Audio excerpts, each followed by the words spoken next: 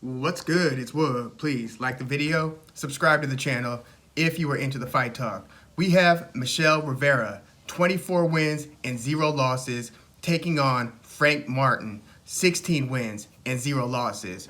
First of all, I just want to give a shout out to both of these young fighters. One of them is 24 years old, that's Michel Rivera, and Frank Martin is 27 years old. And I want to shout them out because they are both prospects on the come up, basically, who are now fighting each other in this lightweight title eliminator. It is usually the case that prospects of this caliber have a more deliberate and measured path to a title shot, or at least to higher profile fights, and they can often avoid a fight that's as close to 50-50 or as close to being a dangerous, kind of could go either way type of fight than what we have here. This is the exception, not the rule. So when we have two undefeated prospects going at it relatively early in their career, I can always appreciate that. I mean, I felt similarly when, Stanionis recently fought Bout. I thought that was pretty cool. And we do get some instances of this, but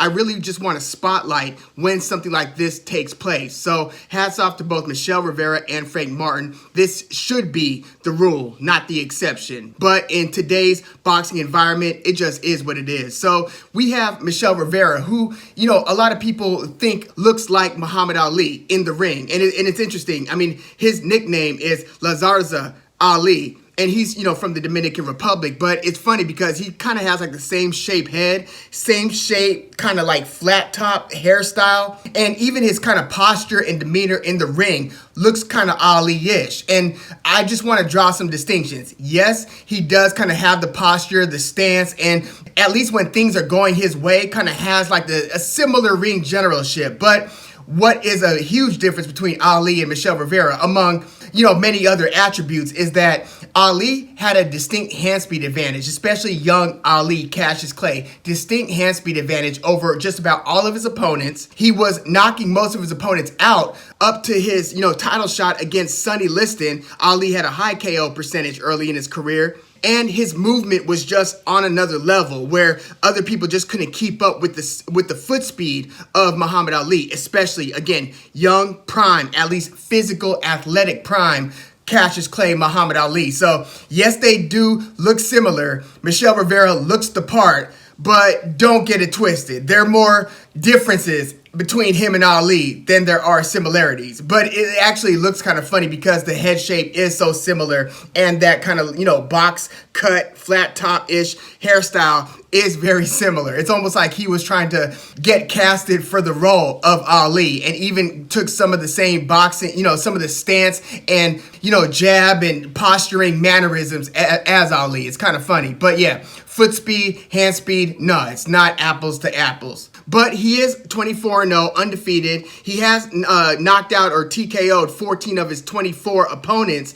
and he has beaten another pretty good prospect, Joseph Adorno. So Michel Rivera has been proving himself fight after fight, and in his most recent fight, he fought Jerry Perez, which was a 8-rounder. Michel Rivera looked very good. He won just about all of the rounds, but if you look at the fight, like they were even mentioning it on the broadcast that yes, you can cruise to like an 8 rounds to 0 decision, or like a 10 rounds to 0 decision, or if it's a 12 round or something like 10-2, you could cruise to a decision like that, but it still be a competitive fight. And because they're scoring fights round by round, you could win all of the rounds, but all of those rounds could still be close and competitive. So just because it looked like a blowout on paper where you had scorecards like 79-72 and 80-71 on Michel Rivera versus Jerry Perez doesn't mean it was not a competitive fight. But I will say this, again, this was an 8-rounder. If this was a 12-rounder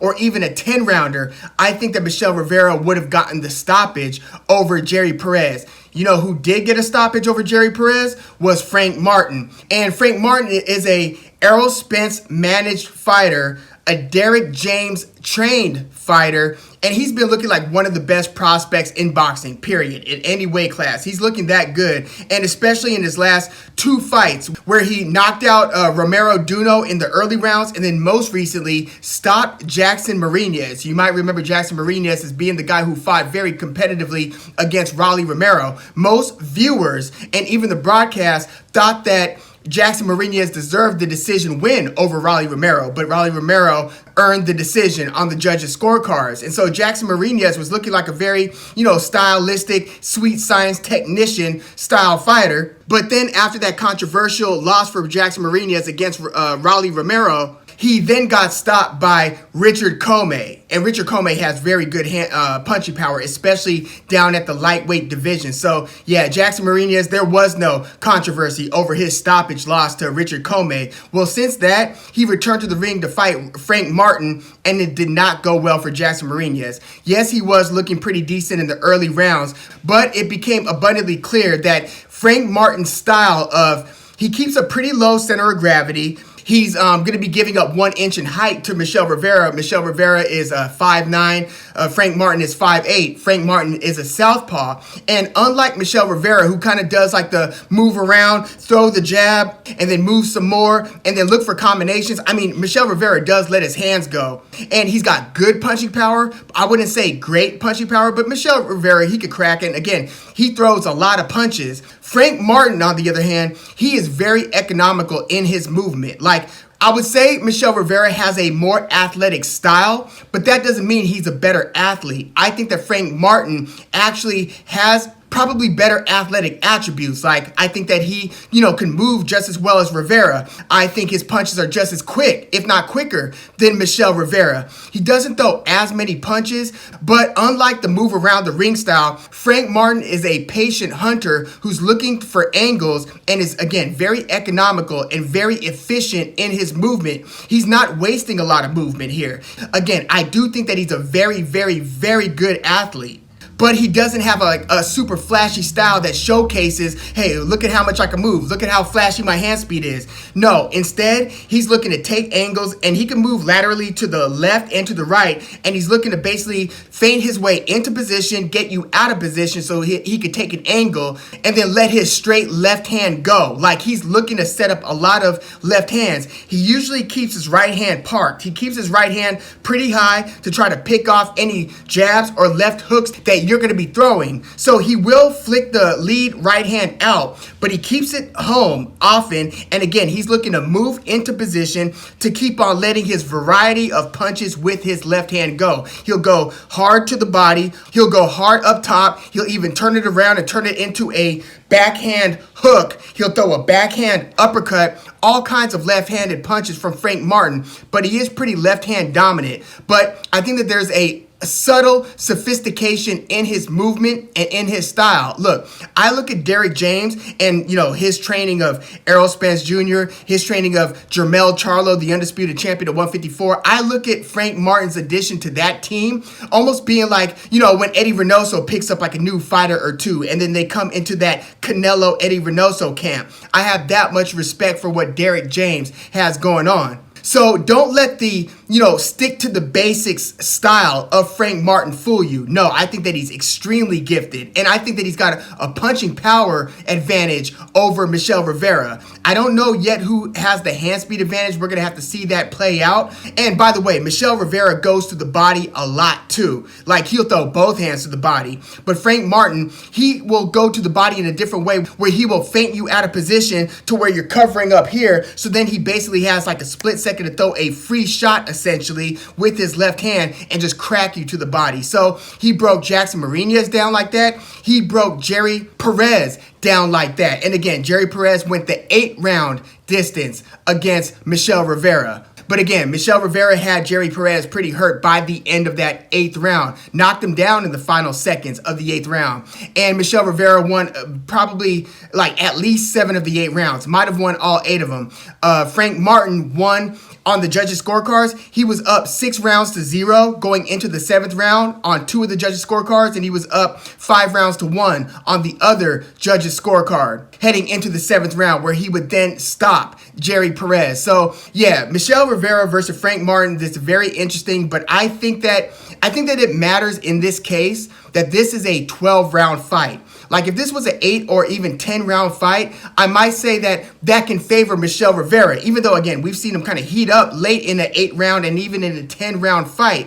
So I'm not saying that he doesn't have good stamina or endurance. I'm just saying that Frank Martin's style of breaking you down, I think, pays dividends in the later rounds. So I think that Michel Rivera could win a couple of the early rounds here against Frank Martin. But I think that in the middle rounds, I think that, once Frank Martin starts letting his hands go, starts throwing more to the body, and starts slowing the movement of Michel Rivera down, where he will then have to kind of set up and throw more in close quarters and in the pocket. Not that Michel Rivera can't throw in tight. He doesn't need a lot of range to let his hands go. He'll throw from distance, but he'll throw nice combinations in close too. I just don't think he could hang over a prolonged period of time in the pocket with Frank Martin. So again, I think that Michel Rivera is going to win multiple rounds out of the early rounds. I do think that by the 8th, 9th round, it's not going to be a matter of if, it's going to be a matter of when Michel Rivera wilts to the patient hunting style of Frank Martin. And I think that, again, this southpaw stance is going to pose some issues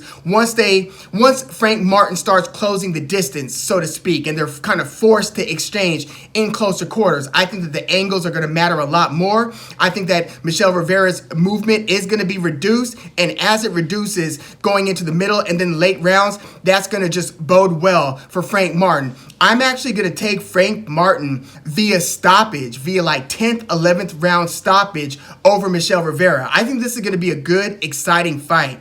And it's a very good fight to end 2022 on. And again, I think that it just means a lot to boxing that you've got these two up-and-coming lightweights going at it pretty early in their career. I just hope that this, risky fight doesn't backfire against Michel Rivera, in the sense that it's one thing if you lose. It's another thing if the guy breaks you down and just really busts you up, puts a hurting on you to where it impacts your career going forward. So yeah, I'm going to take Frank Martin via 10th, 11th, maybe 9th, 10th, 11th, somewhere in that pocket, stoppage over Michel Rivera. I think Michel Rivera is going to fight very valiantly, but I think that by the middle rounds, the writing's going to be on the wall that Michel Rivera is starting to weaken as the fight goes on, and it's going to be more and more evident that Frank Martin is the harder, crisper, just sharper, more destructive. That's actually the way I would put it. I think that Frank Martin is the more destructive force between the two.